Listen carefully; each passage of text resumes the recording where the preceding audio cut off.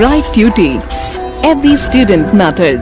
First of all, let us take the first equation of motion, which says V is equal to U plus AT.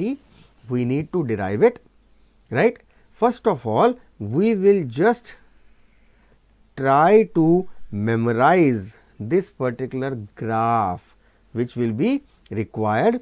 Let us take a VT graph. Fine, this is a VT graph.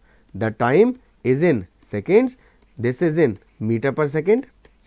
We are not placing any values, right. Let us take an example that this is on this graph, a body is not starting from rest, but it is starting from some initial velocity, right, and is moving uniformly, right. Let this line be AB, got it. So, this is the origin O or 0, we can say, we are marking it at O as O right now. This OA, let us see, this OA represents the initial velocity from which this particular car is moving, right. Now, it travelled to a distance and moving till B point. So, if I relate, then in that case this B, drawing a perpendicular on the y axis, let us take this point to be F. So, O to F, this will be the final velocity, got it. Now, let us draw a perpendicular on the x axis, let us give it a name C. Once again, let us draw a perpendicular, this is the construction part, let us take this point as D. So, this is first of all the graph that we need to relate, and this graph will be used in the derivation of all the 3 equations of motion. So, please try to make this graph minimum twice with your own hands and try to relate. Now, if in this graph I relate, I see that OA and this part CD, they are equal. So, I will write it, right. OA and CD are equal to each other, and when I am talking about OA, I am saying that is OA is the initial velocity represented by small u.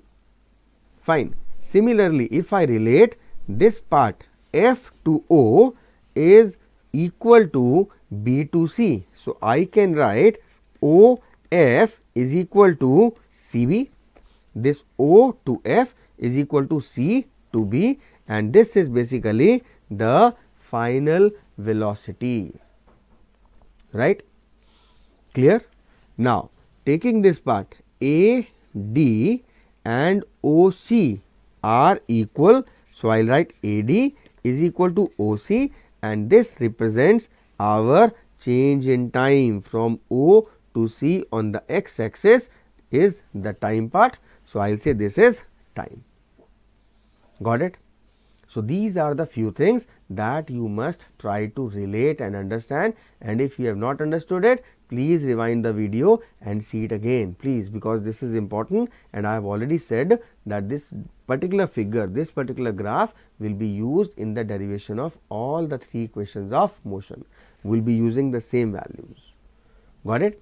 So, let us see, if we want to calculate the first equation of motion, we need to see a few steps. Fine. Okay. Now, to calculate the first equation of motion, I will take the first step, step number 1, that is I will start with acceleration. Now, what exactly acceleration represented by small a is? This is calculated by slope of line AB, because AB represents accelerated motion, uniform acceleration being a straight line in the upward direction, and the slope of line is calculated with perpendicular upon base.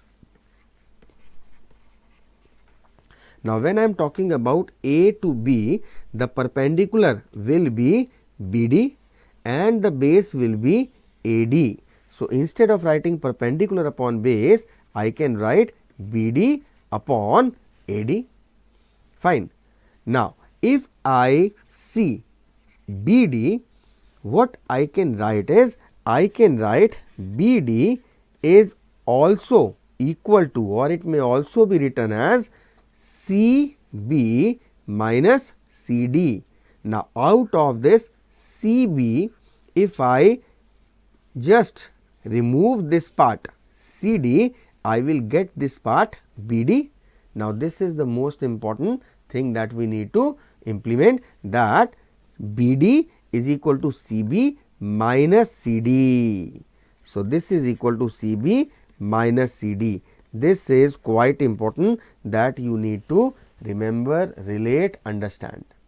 Now, the things can be written as, the actual equation was BD upon AD. Now, I can write it to be CB minus CD upon AD. This is equal to acceleration. Now, if I try to relate what exactly we have represented at in the beginning of the question, instead of writing CD, I can write U. So, this CD can be related or it can be exchanged with U. This CB over here we can see this CB we have termed as V. So, now CB minus CD becomes V minus U upon this AD was equivalent to T. I can write it to be T. Now, the equation is in front of me. I have written A is equal to V minus U upon T.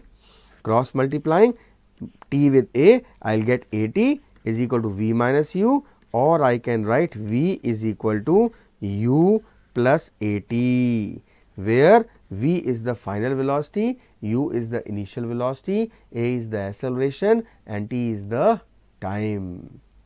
This is the derivation of first equation of motion, right.